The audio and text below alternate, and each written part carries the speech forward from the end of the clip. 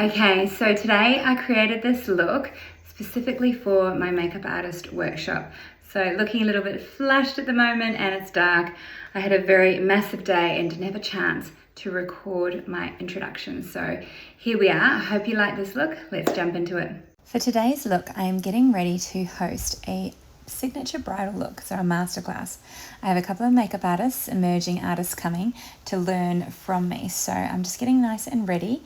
So we're going to start off with the Go-To Skin. This is the Very Luxe Face Cream.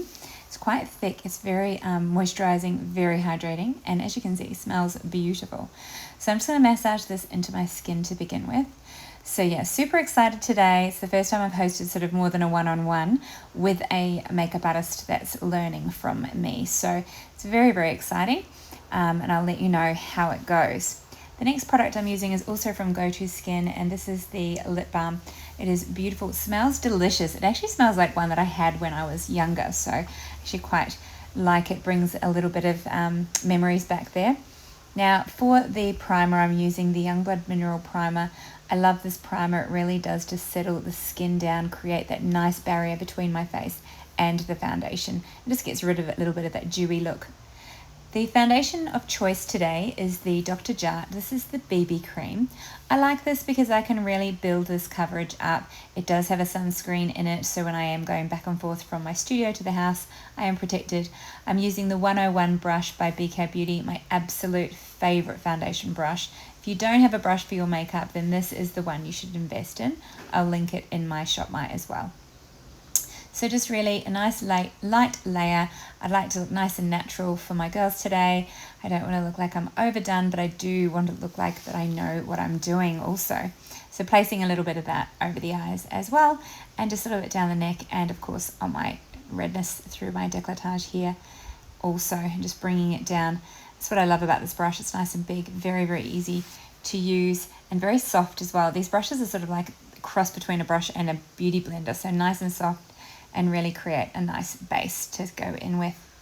Then I'm taking the smaller, this is the Angie Hot and Flashy range, this is the A506, and I'm just taking that product all over my mobile lid, down my nose, any of those little areas where it's a little bit hard to get that bigger brush in, using the Sun-Kissed bronzer. Actually, no, it's the Sunbathed bronzer by Youngblood, and I'm using the angled brush from that range, and just really warming up my face a little bit.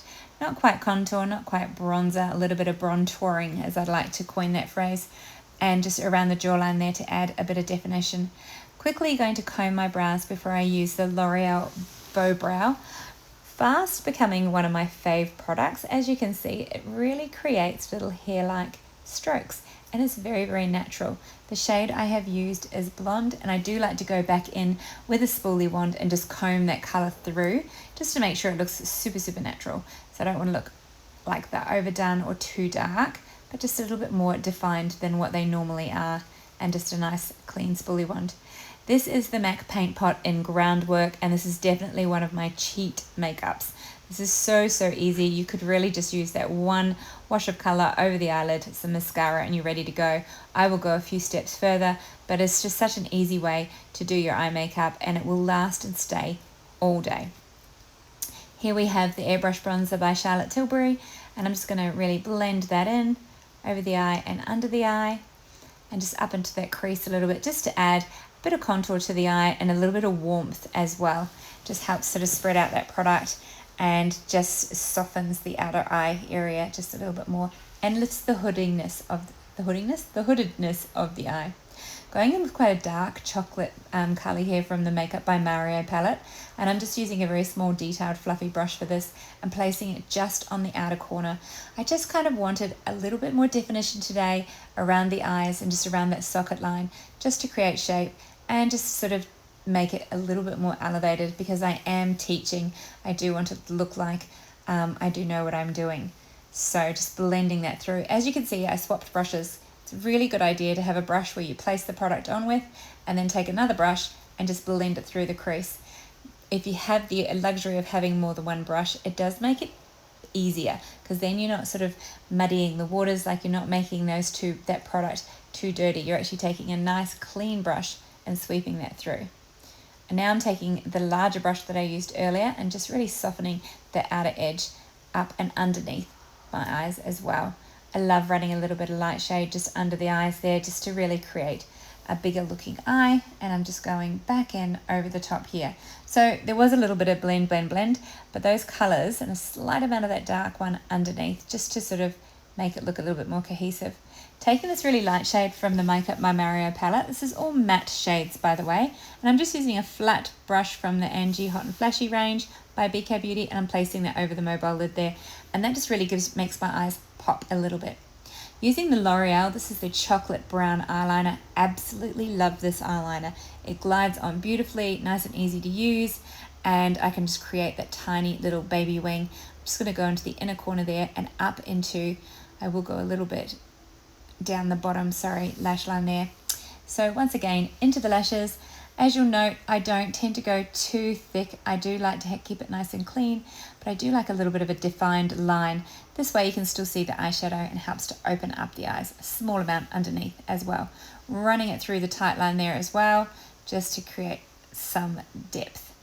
This is the Panorama. This is one of the L'Oreal mascaras, and this is in a chocolate brown. I'm loving the different colored mascaras. I feel like they're just adds a bit of difference and not so harsh. This is the Sigma Beauty. This is their color corrector, and it's a duo. This is light to medium, and I like to mix the two colors, as you can see, and just place a little bit on the inner corner and a little bit on the outer corner. Then I get the Angie Hot and Flashy, the little kitten paw brush, and I just blend the two together. Instead of having a whole heap of concealer, I prefer to use a bit of a brightener. To me, this just means there's less makeup sort of hanging out under the eyes, and I'm just evening it out with that foundation brush. This is the Merit Beauty Flush Balm. I absolutely love this. This is in Bespoke. Super, super pretty color. I seem to be using it quite a bit, and I dotted the excess over the nose. Just to set this all in place, I'm using a little triangular puff here and the High Definition Translucent Powder by Youngblood. As you can see, I'm leaving that powder, and I will sweep it off in a minute. So getting a larger brush, a smaller brush, and just sweeping that off just so there's no excess. But this helps grab any of the excess oil. And then what we're going to do is take my hair out of these little clips. Hopefully it is sitting well, because this is as good as it's going to get. And then I might just add a bit of lip liner to my lips. So this is the L'Oreal lip liner, as you can see, a beautiful burgundy shade. And then I'll show you my outfit very quickly, and I will show it again in a minute later too. Yes, finished, massive day. I'd like to show you my outfit. I'm wearing kind of like an all satin, almost three-piece. They weren't bought together, bought separately. So first off, I've got this really nice satin singlet top. It's by Scotch and Soda, and it's actually got like more of a t-shirting back. And then this little vest does have a tie, and you can tie it around the front if you wish, or keep it like this. I quite like this, just sort of covers the shoulders a little bit, just makes it a little bit more stylish, something a bit different. I bought this, it's by Ghana, G-A-N-A. I bought it at an op shop, so I don't really know where you can get anything like that. The pants are pretty cute. They're a satin number. They've got the little sort of cargo pockets down at the side. These I bought at Bras and Things, so I have a feeling they're actually pajamas, but I reckon they are quite cute, super comfortable for me to wear all day. Shoes are my Frankie 4s, nice and comfortable for standing all day. So that is my outfit. Let me know what you think.